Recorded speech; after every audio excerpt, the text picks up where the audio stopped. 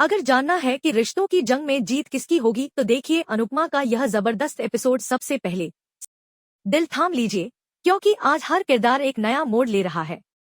आज के एपिसोड की शुरुआत होती है पराग और अनुपमा की एक तीखी मुलाकात से, जो एक सौम्य नमस्कार से शुरू होकर एक अहम मोड़ तक जा पहुंचती है। पराग मुस्कुराते हुए अनुपमा को अंदर चलने का इशारा करता है और दोनों एकांत में बातचीत करने लगते हैं। बाहर जसप्रीत काफी घबराई हुई नजर आती है, लेकिन सरिता उसे आश्वस्त करती है कि अनुपमा कोई गलत फैसला नहीं करेगी। रीता भी इस बात से सहमत होती है और तीनों चिंता के साथ अंदर के हालात का इंतजार करती हैं। भीतर जहां पराग एक सामान्य बातचीत का माहौल बनाना चाहता है, वहीं उसके मन में एक चाल चल रही होती है। वह सोचता है कि जिस अनुपमा की वजह से उसकी बेटी राही का आत्मविश्वास चूर चूर हो गया, अब समय है कि अनुपमा का आत्मविश्वास तोड़ दिया जाए। दूसरी ओर मोटी बा ख्याति पर नाराज होती है और उसे डांटते हुए कहती है कि वह सिर्फ अनुपमा की हार के पीछे पड़ी हुई है, जबकि घर में शांति की सबसे ज्यादा जरूरत है। वे राही को प्रतियोगिता से बाहर करने की बात करती है ताकि घर में कोई विवाद न हो। इसी बीच माही आकर प्रस्ताव रखती है कि वह राही की जगह डांस करेगी, लेकिन मोटी बा उसे फटकार लगाते हुए कहती है कि उसे तो बस आग में घी डालना आता है। ख्याति इस सब के बावजूद कहती है कि वह राही को हर हाल में जिताकर रहेगी। वह इस प्रतियोगिता को एक युद्ध बना चुकी होती है, अनुपमा और राही के बीच का युद्ध। इधर पराग अनुपमा को एक इंटरनेशनल क्रेडिट कार्ड सौंपता है और कहता है कि इस कार्ड से वह जितना चाहे उतना पैसा निकाल सकती है। अनुपमा थोड़ी चौंकती है और सवाल करती है कि इसका मतलब क्या है। पराग जवाब देता है कि उसके लिए प्रतिष्ठा अहम है और अनुपमा के लिए पैसा। उसे पता है कि अनुपमा को इनामी राशि की जरूरत एक बच्चे की सर्जरी और मोहल्ले के लोगों की मदद के लिए है। यही उसकी कमजोर नस है। पराग बड़ी चालाकी से कहता है कि उसने पूरी रिसर्च की है और इस कार्ड से अनुपमा और उसके मोहल्ले की हर जरूरत पूरी हो सकती है। लेकिन अनुपमा उसकी मंशा तुरंत भांप जाती है और साफ साफ पूछती है कि क्या वह चाहता है कि उनकी टीम जानबूझकर हार जाए। पराग कहता है कि जब हार की कीमत जीत से ज्यादा हो तो वो हार नहीं होती। अनुपमा यह सुनकर कहती है कि अगर इतनी ही बात थी तो उसके घर आकर कहने की क्या जरूरत थी। अनुपमा उसकी चालाकियों को समझ चुकी होती है। वह पराग का आभार तो व्यक्त करती है कि उसने राही की मदद करने की बात सोची, लेकिन साथ ही ये भी साफ कर देती है कि वह सिर्फ राही की जीत नहीं बल्कि अनुपमा की हार चाहता है, ताकि उसका परिवार तृप्त हो सके। अनुपमा यह भी पूछती है कि क्या राही को पता है कि उसके पिता उसकी जीत को खरीदने आए हैं। पराग कहता है कि यह सौदा सिर्फ दो लोगों के बीच है, किसी को बताने की जरूरत नहीं है। अनुपमा गुस्से में जवाब देती है कि वह यह सौदा कभी नहीं करेगी, पैसा उसे खरीद नहीं सकता। वह पराग का ऑफर ठुकरा देती है। दूसरी ओर मोटी बा मंदिर में बैठी भगवान से प्रार्थना करती है। वह भावुक होकर कहती है कि सबने इस प्रतियोगिता को युद्ध बना दिया है, लेकिन इसका असर राही और प्रेम के रिश्ते पर नहीं पड़ना चाहिए। फिर अनुपमा पराग को साफ साफ कहती है कि अब वह सिर्फ भारती और जसप्रीत की उम्मीद नहीं बल्कि आत्मसम्मान की प्रतीक बन चुकी है। उसकी टीम एक बार पहले उसकी वजह से हार चुकी है, लेकिन अब ऐसा दोबारा नहीं होगा। पराग व्यंग्य में कहता है कि जीत की कोई गारंटी नहीं है। अनुपमा शांत स्वर में कहती है कि गारंटी नहीं है, लेकिन खुशी इस बात की जरूर होगी कि उन्होंने डर से हार नहीं मानी।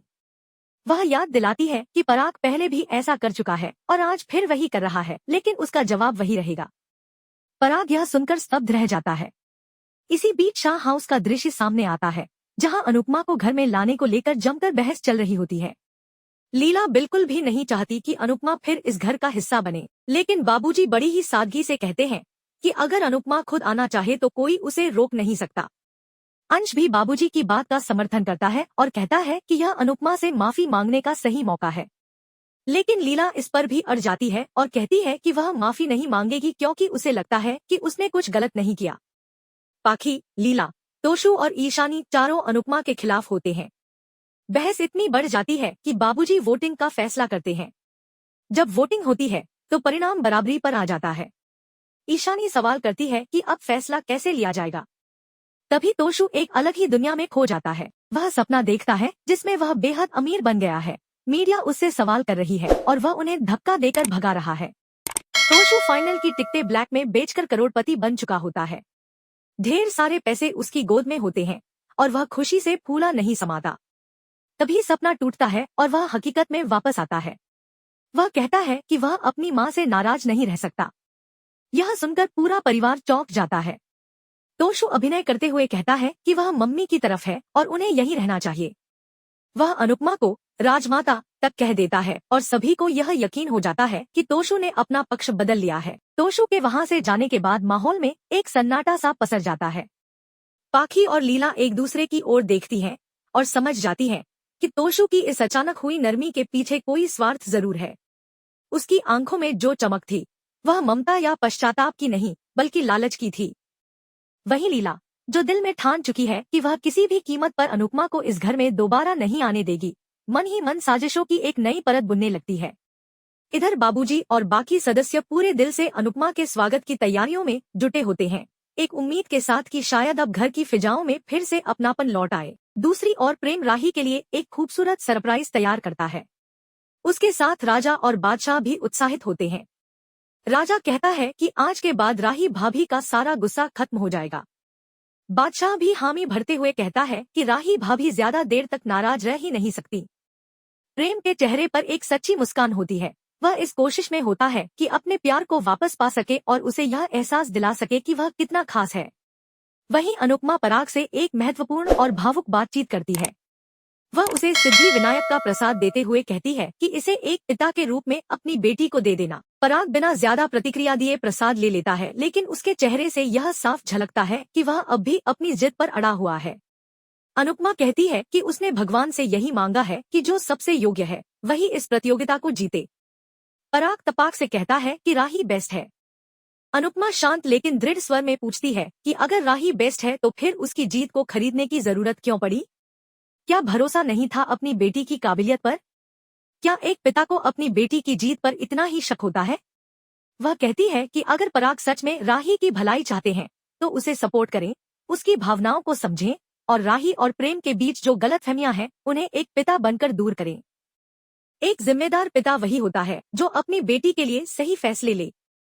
अनुपमा कहती है कि वह बस प्रार्थना कर सकती है, लेकिन पराग को अपने परिवार को खुद संभालना होगा। पराग को ये बातें चुभती हैं और गुस्से में वह कहता है कि वह हर हाल में राही को जिताकर ही रहेगा।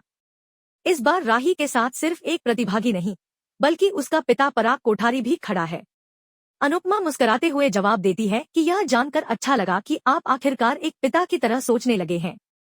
जैसे ही पराग जाने को होता है, अनुपमा की टीम उसके सामने आ खड़ी होती है। सरिता नम्रता से कहती है कि भगवान दोनों टीमों को आशीर्वाद दे। पराग वहां से चला जाता है। जसप्रीत अनुपमा के पास आकर कहती है कि वे लोग उस पर नजर नहीं रख रहे थे, लेकिन डर तो था कि वह किसी दबाव में कोई गलत फैसला न ले ले। इसके बाद पूरी टीम अनुपमा को गले लगाकर उसका मनोबल बढ़ाती है। अनुपमा भी प्रेम और राही के रिश्ते की सलामती के लिए प्रार्थना करती है। इधर परी राही को लेकर एक कमरे में जाती है और दरवाजा बंद कर देती है। कमरे में लाइट्स जलते ही राही देखती है कि पूरा कमरा बहुत ही खूबसूरत ढंग से सजाया गया है। फूलों, लाइट्स और पुरानी यादों से सजी इस जगह को प्रेम ने खास तौर पर तैयार किया होता है। तभी लाइट बंद हो जाती है और प्रेम सामने आकर खड़ा हो जाता है। राही जैसे ही वहां से निकलने की कोशिश करती है, प्रेम उसे रोकता है और फिर एक वीडियो शुरू होती है। स्क्रीन पर चलती है राही और प्रेम की कुछ अनमोल यादें, हंसते मुस्कुराते पल, साथ बिताए हुए खूबसूरत लम्हे और वो हर बात जो उन्हें जोड़ती है। राही इन्हें देखकर बेहद भावुक हो जाती है। प्रेम उसके सामने आकर कहता है कि उसने राही से ही जीना सीखा है, रिश्तों को समझना सीखा है और ये भी सीखा है कि परिवार क्या होता है। वह कहता है कि जब राही उससे दूर हो जाती है तो उसे अंदर से बहुत तकलीफ होती है। प्रेम हाथ जोड़कर माफी मांगता है और कहता है कि उसने कभी भी राही को दुख देने के बारे में सोचा तक नहीं, बल्कि अगर उससे गलती हो गई है तो वह जीने का हक खो चुका है। राही उसे चुप कराते हुए गले से लगा लेती है। दोनों एक दूसरे से माफी मांगते हैं और अपनी भावनाएं खुलकर जाहिर करते हैं। प्रेम कहता है कि राही की खुशी में ही उसकी खुशी है और उसे राही पर पूरा भरोसा है। राही भी प्रेम को एक प्यारा सा किस करती है और दोनों अपने रिश्ते को एक नई शुरुआत देते हैं। उधर अनुपमा और उसकी टीम पैकिंग में व्यस्त होती है। तभी मनोहर जी आते हैं और पूछते हैं कि क्या अहमदाबाद की तैयारी हो रही है। यह सुनकर अनुपमा थोड़ा घबरा जाती है।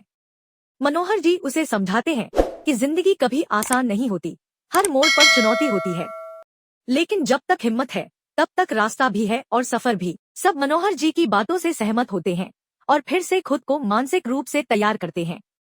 एपिसोड का अंत एक ऐसे मोड़ पर होता है जहां अगले दिन मंदिर में अनुपमा और राही की आमने सामने टक्कर हो जाती है। राही, अनुपमा को देखकर ठिठक जाती है। पंडित जी चुनरी देते हैं और कहते हैं कि यह भगवान का आशीर्वाद है। लेकिन राही गुस्से में वह चुनरी फेंक देती है और कहती है कि उसे ऐसा कोई आशीर्वाद नहीं चाहिए। अनुपमा उसे रोकते हुए कहती है कि कम से कम भगवान के घर में तो वह शांत रहे। लेकिन राही अपनी नफरत जाहिर करते हुए कहती है कि अनुपमा को देखते ही उसके भीतर आग लग जाती है और उसका अनुपमा से कोई रिश्ता नहीं है, वह सिर्फ अनुज की बेटी है। अनुपमा जवाब में कहती है कि अनुज उसके पति पहले थे, उसके पिता बाद में बने। वह कहती है कि चाहे राही की पूरी फैमिली उसकी टीम में हो, लेकिन मुकाबला तो मैदान में होगा और फैसला भी वहीं होगा।